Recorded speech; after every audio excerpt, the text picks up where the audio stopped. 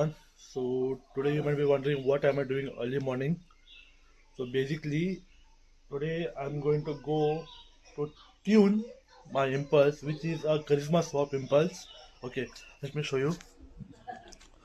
So this is my race pack dirt track impulse, which is swapped with the charisma engine, a custom exhaust with expulse rim setup with the NS carburetor 200. It's a manual choke.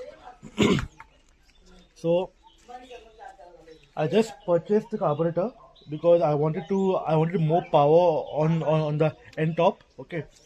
So today I'm gonna go to my garage, my father, because he's the one who's gonna tune it because I'm not that good yet. So for me, I've told him to tune the carburetor only for race, like no mileage, nothing. Just I want it to be a clean fuel mixture because I don't want lean. I want it to burn and get the air properly.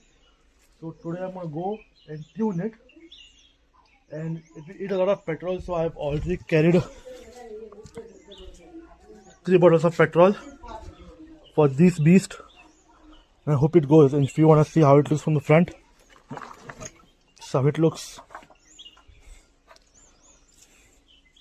Okay, so this impulse was a project purchase. So I purchased the impulse for around 85,000.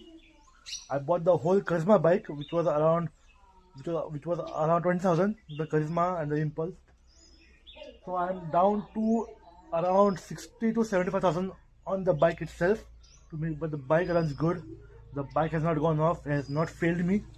It's a nice, easy build. It did take some time to build it, but this is it. So let's see how the tune goes on this bike. Will I see you?